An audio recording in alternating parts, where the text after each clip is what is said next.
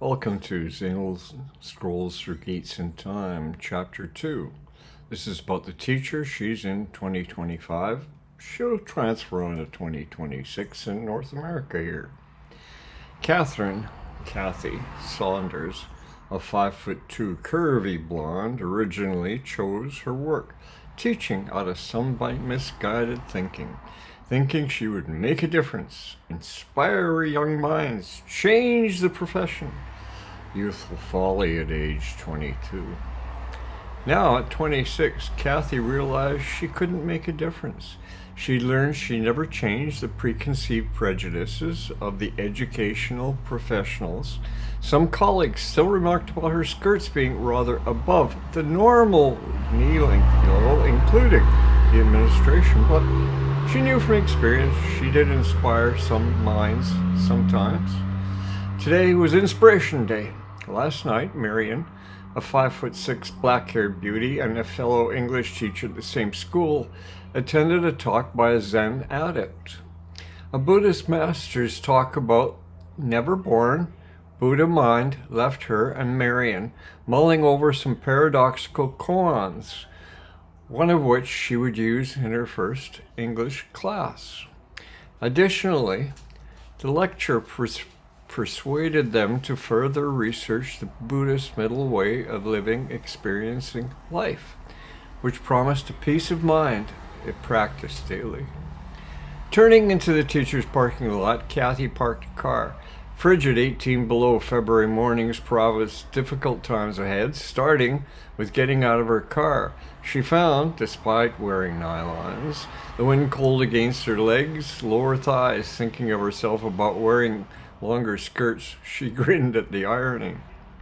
After plugging the car in, Cathy double-timed it into the school and into the staff room to pour herself a hot coffee.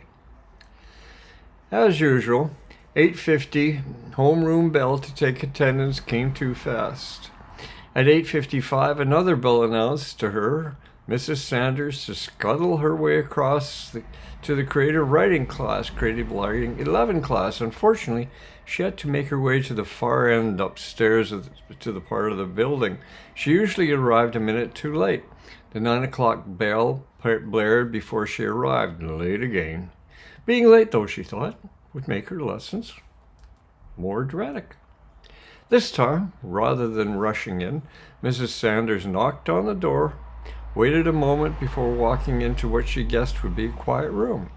She strode in with forceful intent to the front of the room, making all eyes stayed on her. Then, pivoting sharply to face the class, hesitating briefly, she repeated one of the koans she'd heard the night before. If you see God, kill God. If you see the Buddha, kill the Buddha. If you see yourself, kill yourself. Before any hand shot up to speak, one of the students practically shouted, "What's this all about?" She answered slowly, deliberately, "It's a Zen master speaking to his students, called a Sangha, instructing them in the way of Zen Buddhism." Some student, "What's that supposed to mean?" Saunders responded, "I don't know." Frustrated, same student, "Well, how are we supposed to know?" Caught off guard by the questions, she thought a moment and answered with the first thing that came to mind. "Maybe you have to be Japanese to understand it."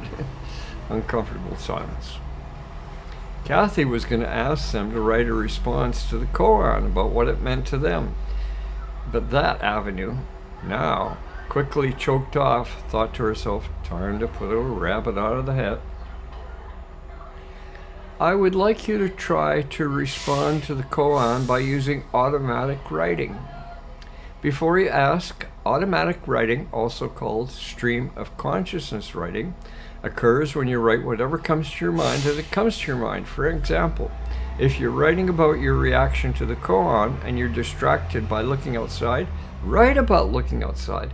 And then your attention diverts to a flickering light. Write about that. Wherever your mind takes you, just follow it.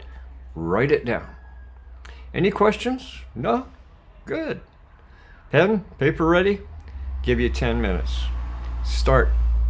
The rest of the class passed uneventfully. She asked a few students to read their work. As one student just finished reading, the bell chimed. Catherine congratulated herself on a better than average class response. She didn't rush right out and away though. She had a spare 80-minute period on Friday. Only one the teachers were assigned for any given week. TGIF and pose, she thought to herself. Thank God it's Friday and piss on everything. She slowly rose up on her comfortable 2-inch pumps, rising her up to a lofty 5'4", thinking, I guess every inch really does matter, groaning to the sexual innuendo. She made her way to the staff room. Only halfway to the staff room, the bell clanged. Cathy shrugged. Something over 4 years had slowly withered inside of her. Then she wondered, when did she stop caring?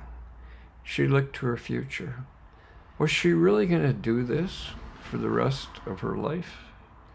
Stopping briefly before the closed staff room door, Cathy gathered her thoughts together. Then, and only then, she opened the door and walked in.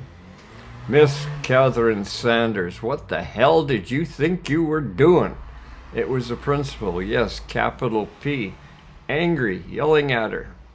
You just can't tell people to kill God without expecting some sort of repercussions from the community. What have you got to say for yourself before you're dismissed for the day and maybe for the next week? Stay tuned for next week's episode.